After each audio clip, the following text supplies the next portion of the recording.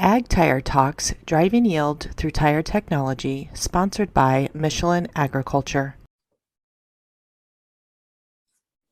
James Tuchner with Ag Tire Talk here. I'm with Ken Brodbeck, Vice President of Technology for Precision Inflation Systems. Thank you for coming on our show today. So with that, Ken, we're here to talk about new technology and specifically central tire inflation systems, a couple of exciting products that you've got out now. But just for our new podcast listeners, let's get a broad overview on what CTIS and really what that can mean in terms of improved yield.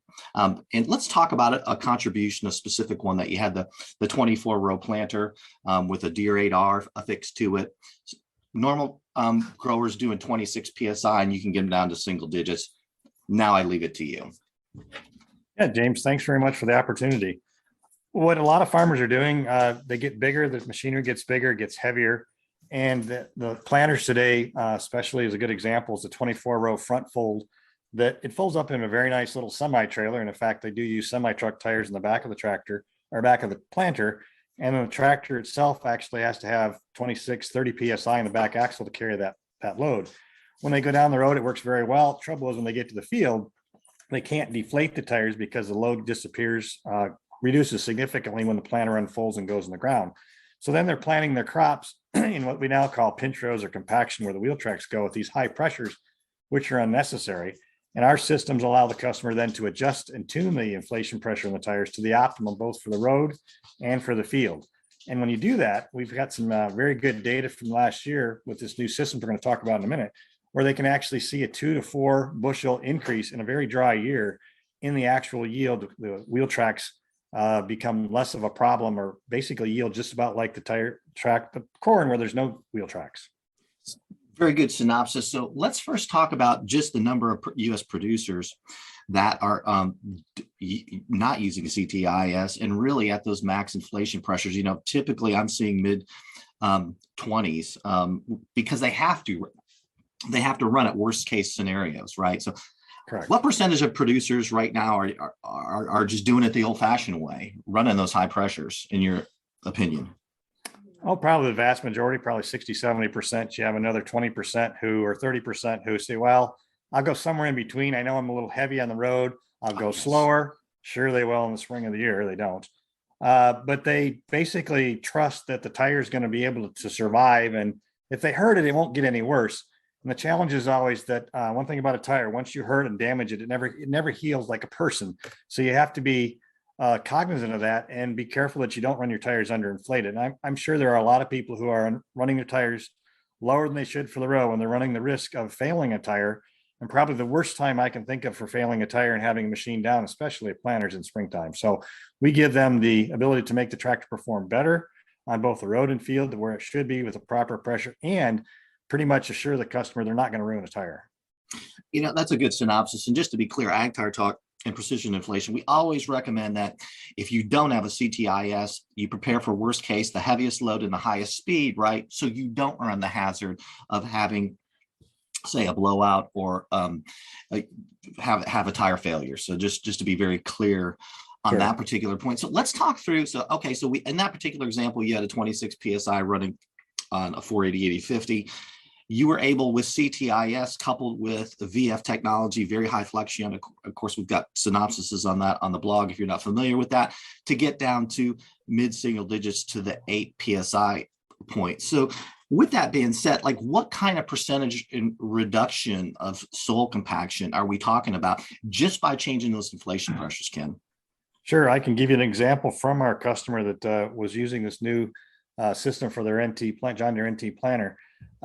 On a lark, they were doing some seed plots, and they wanted to see, well, how much is it really making a difference if we run our road pressures? So for just one pass, 300 feet down, 300 feet back, they raised the pressures to the road pressures. And we didn't think we'd see anything because it was a very dry spring in southwest Minnesota. And I said, now, just for fun, if you get a good rain, go out there right after the rain and see if there's any water standing in the wheel tracks. And we have pictures which are on our website, and you've seen them, James, that it was very clear. And as a young farm kid, you know, growing up, that's the thing we always look for. Where's the water standing? Because people say, well, how do I know if I have compaction? If there's water standing in the wheel tracks, you have compaction. And it showed up vividly clear The high pressure road pressures, they did just one pass, had water standing, and everything else, there was no water standing. So it was very clear to the farmer that they definitely had a better system with the ability to lower the pressures for the field. And in subsequent tests and root balls, emergence, and ultimately a yield check, they saw a definite advantage in their, they saw a definite loss where they had the high pressures and not the loss in the lower pressure tracks. Well, and just to kind of put a stake of a data point, just for reference. So if you were running, say, 30 PSI for simple math, then you could get it down to half, say 15. We're really almost talking about a 1-to-1 reduction in soil compaction because that's pound per square inch to the soil. Is that correct? You're cutting the pressure literally in half. With the pressure that the soil sees is directly related to the tire pressure. So higher pressure is worse. The example I give people, you wouldn't run your empty semi truck or certainly a fully loaded semi truck in the field, yet we're running truck tires on these planters that are at 60 to 90 PSI, depending on the type of planter. And that is causing significant loss in those wheel tracks for yield. And the farmer has a very easy way of checking it if they would just do it. They check yield changes for seed varieties, chemicals, fertilizer applications. All they have to do is simply harvest out those 6 wheel tracks, rows of corn or soybeans, whatever, in those wheel tracks versus a non-wheel track. With their yield monitor, they can tell exactly how much they're losing. They just need to do it. Amen to that. So really the clean takeaway for our listeners is as long as you can carry the load and you set it up for the max speed, the max load, so the tire can handle it, if you can reduce air pressures safely, it has a direct impact on the pounds per square inch of the soil compaction. And it's close to a 1-to-1 ratio. So if you're taking it down from 30 to 15, whether that be with CTIS or VF technology, you're literally reducing the pounds per square inch to the soil by about half. Okay. Exactly. That's a big clean takeaway. I want to make sure our producers, everyone understands that particular piece. Now let's get on to the products today. I gotta tell you, Ken, everything comes through my desk. I'm looking at new products. I'm looking at your stuff. I really don't understand it. And then I looked at the images and I'm like, man, this is a big deal. Like, this is exciting. It really is. So let me tee off a couple of your new products, and we're going to talk about a rotary union CTIS setup. And with that being said, let's talk about just my experience at a no-till farmer. I did a classroom recently, and they're like, hey, we like CTIS, but we don't like the over-the-tire setup. And I'm like, well, what's the big deal? And they're like, we're afraid if we're just running into a field and we just happen to catch that fence post, this thing's going to rip off and we're literally screwed. So now we've got an answer to that, Ken. With that being said, let me tee it off. You've got a rotary union setup for a planter and tractor. Why don't you give them the features and benefits, what that is, what that means, and all that good stuff? Sure. The company that we purchase our products from is in Germany. They've been doing this for 30 years. And the founder of the company actually patented the rotary union that slides over the bar axle on most of your tractors that we have today. If you put the wheel valve on the inside of the tire, you physically cannot tell the tractor has a CTI system. The lines are totally protected. Yeah, it's really neat. It's factory looking. Oh, you don't even know it's there. So it's got to be like factory. So it gives you that ability.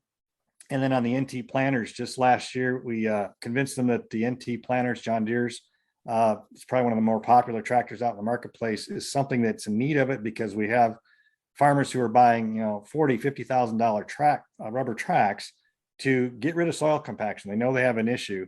And my colleague, my wife, Sally, always looks at a track person who says, well, I don't have compaction, I have tracks. She says, no, you're my next customer, because we know there's a significant cost up front to buy that system. It's 100 to 150,000 for tractor and planter. We can do that for less than the 20% of that total. And we can give you much higher speeds on the road without the rough riding features of a track, and then go to the field and drop the pressures. Like you said, if we can get down to 12, 14 PSI, we're at least on par with a track for compaction. If we can get down in the single digits, I'm very confident with data that we can do better than a track for a compaction. Well, and you can do that with the CTIS setup So let's talk through why this excited me just from the visual standpoint. And by the way, we're going to do a write-up on the new product piece. So if they want to see the visuals, Sure. it will be on there. So basically envision a deer planter with you've seen it a million times, producers out there with the tire on it, right? It's got its washer, its thing, and it's assembled in there. But just imagine this little coupling of sorts. This is in layman's terms, not your terminology. Sure. That just fits in there. It literally looks almost like a washer, right? So you don't have the big old hoses over, all over the place, cumbersome, not only for the planter, but that's the rotary union, right? It literally Yes. goes through the axle piece and just simplifies the whole setup. I'll leave it to you on a more detailed vice president of technology explanation from that layman's version. You bet. No, you did a pretty good job. I would just think of a nice oversized bagel, if you will, with two parts. One is a stator that sticks and doesn't rotate, and the other one is a rotor that attaches, clamps onto the hub of the wheel. We basically pull the bearing seal out, replace with our part, which then acts both as a seal and a rotary portion. You use everything else that comes with the axle, so we basically don't have to add any new parts except for the rotary union. And then the lines come out and follow up the yoke of the framework of the support for the wheel, and they actually are enclosed also in a separate tube to keep them secure. And the lines then go up on the planter frame. So it's very secure, very clean looking. Anybody can put it together. It's not a big deal to install them. Most of our customers install them themselves. So we're very excited about being able to supply, like you said, a system that works on one of the very popular planters. We're looking also at other brands of planters do the same thing because they're very similar in design, and it allows the customer then to cut his pressures. In this case, we did last year was from 60 psi down to 24. And again, we didn't see the water standing where he lowered his pressures. Awesome. Driving yield through technology, it's our objective to bring you the latest, most advanced stuff. Ken, this patent's so fresh. It's months old, is it not? Yep. We actually got the patent applied for in the States. We didn't, our company did. And we literally were ready to open the box. And when they said it's actually filed, then we literally opened the box and installed on the system. We wanted to be sure. Awesome. That's awesome. Well, good. Okay, so we gave him the visual on the planter piece. Why don't you talk a little bit more technical on the axle piece? Thought it was super unique. Again, come on. It'll be on the new products page as well by the time you hear this. Why don't you talk through a bit of the technical on how you pulled that off on the axle itself for, say, a regular DRR Case Magnum or Fendt 1000 series? For the tractor itself? Yes. Sure. Yeah, it's a system where you have to pull the wheel hardware off. So you have a bare axle, but then you slide the rotor union on that. You need 4 inches of space between the axle housing and the first wheel clamp. And most people have that. And when you do that, then it's the stator is actually drilled and tapped to the axle housing. It's approved by all the major OEMs. They've been doing it, like I said, for 30 years in Europe. And that allows you then to have a very clean but closed and secure system for getting the air from the tractor frame over to the wheels. We can do singles, duals, or triples. And then if you don't have that option, or you say it's a little more money to make it that clean, we still do have the over the side. People say it looks a little funny, but once they get past and see how strong it is, and people say, well, I get into muddy conditions, I pull the grain cart. I say, fine. With this system, the Germans have already figured that out.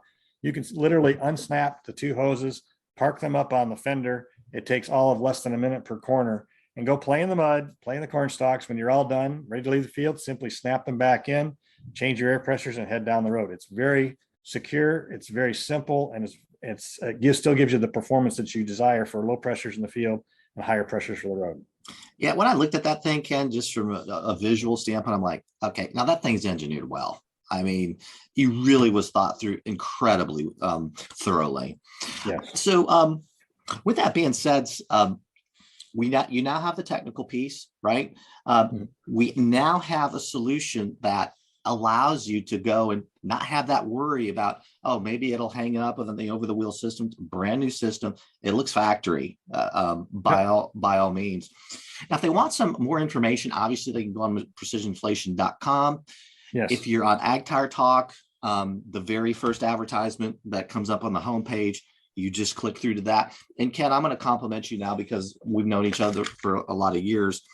Ken's accessible. So if you do have questions, I can assure you that you're not going to get a mundane recorded answer. Or, I mean, you may get but you will certainly get a call back. All right. So I want to pepper you with one last question that Sure. before we wrap up our time together. This is straight from the no-till classroom. So here's what the guys are asking. Ken, when's all this stuff going to be automatic? Automatic. Autonomous. Sure. It's a good question. We get this from our customers who are thinking ahead. They would like it to be automatic, where when they fold the planter up, it automatically inflates the tires, and when they unfold it, it deflates them. Amen. And for a planter, that's fairly simple because you just need a switch somewhere in the folding mechanism. When those cylinders open or close, it opens or closes that contact and turns the system on. The better one, which we're looking at, and I've actually run a sensor would actually do it, that actually the tire can sense how much load's on it. And then it just goes to a computer program, looks up in those wonderful tire charts the tire people give you, and then change the pressure automatically. The ability is there to do it. It's just a matter of getting that tied into with the manufacturer's computer that then changes the pressures on the go. But that's coming in the next 3 to 5 years, yes, where it'll automatically change it. Just like people have combines now that'll automatically adjust the rotor speed or the cylinder speed, fan speeds.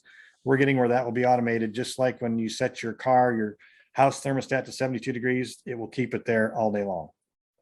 Can't wait. Can't wait. You bet. It's coming.